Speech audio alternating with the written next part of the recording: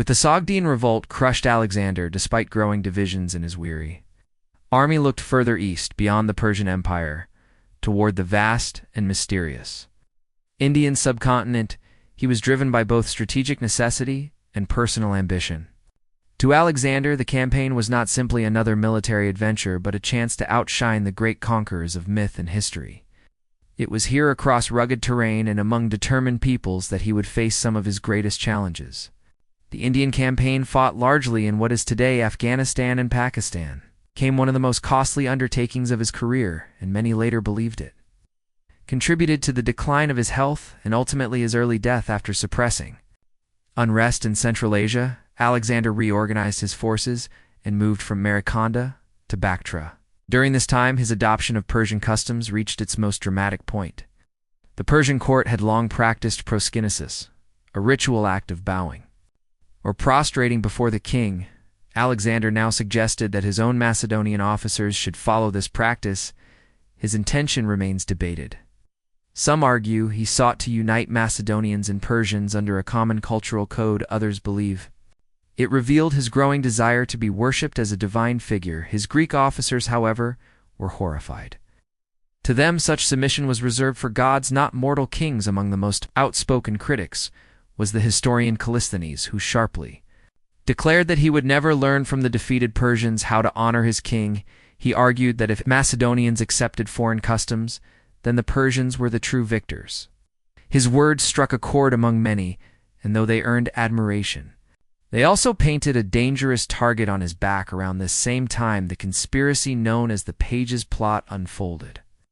Alexander had organized a royal hunt during which a young royal page named Herakles broke protocol by killing a boar before Alexander could strike the fatal blow. Furious, the king ordered the boy beaten, humiliated.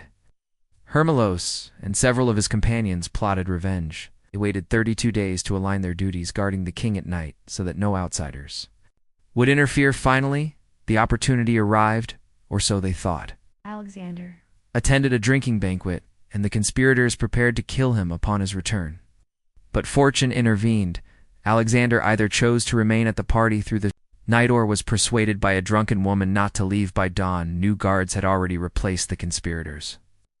Alexander encountered them at the change of watch, and in a twist of fate, even thanked them warmly for their loyalty, handing each a reward. Their plot had collapsed without a sword being drawn. The next morning, one of the pages confessed to the scheme. News reached Alexander through his loyal companions, Ptolemy and Leonidas. Herakles and the others were swiftly arrested. Callisthenes, though not directly linked, was also seized on suspicion because of his role as tutor to the pages during the subsequent trial. Herakles admitted guilt and fiercely denounced Alexander, accusing him of acting like a tyrant, enslaving his subjects, and discarding even his most loyal officers he claimed he no longer recognized.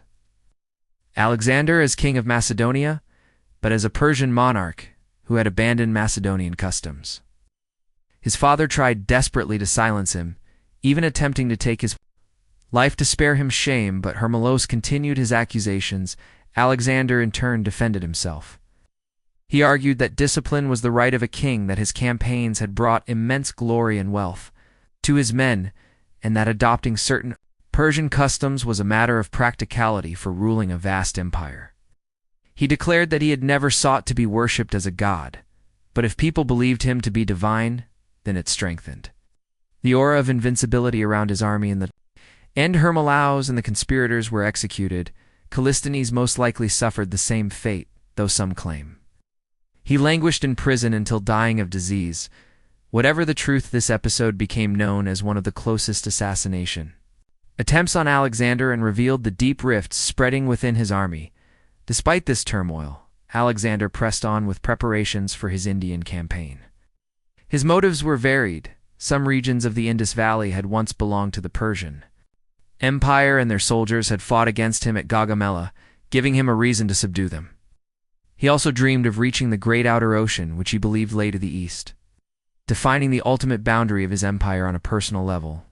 Alexander sought to surpass Cyrus, the great Herakles, and Dionysus, legendary figures linked to the region, who were constant inspirations for him. Diplomatic missions had already reached local rulers. Some tribes and cities pledged loyalty, including The king of Taxila, who welcomed Alexander's arrival, ancient writers claim that Alexander gathered an immense army of over 100,000, though modern historians estimate closer to 70,000, including camp followers and supplies. Leaving a garrison in Bactria, he split his forces into two Hephaestion, and Perdiccas led one division through the Khyber, past securing routes along the Kabul River, while Alexander took the harder road through the Swat Valley to eliminate resistance. From independent tribes, the march was brutal. The Vespasians resisted, fiercely retreating into mountain strongholds. Alexander personally led assaults on their cities and was wounded in one engagement. Only the strength of his breastplate and the courage of his companions saved his life. After defeating them, he pressed on, encountering the Gurians, who occupied high ground and prepared for battle. Alexander used cunning tactics, dividing his army into 3 columns and luring the enemy into descending from their position. Once they attacked his center, the flanking divisions under Leonidas and Ptolemy struck from both sides, encircled the Gurians, collapsed with tens of thousands taken prisoner or killed. Further resistance came from the Assassini, whose capital Massaga became the scene of a bloody siege. They had hired 7,000 mercenaries who fought with discipline. Alexander attempted to lure them into open ground by feigning retreat, then turning with missile fire and cavalry charges. Though the mercenaries fought bravely, they were eventually forced back into the city. After days of intense fighting and repeated assaults, Alexander finally captured Massaga.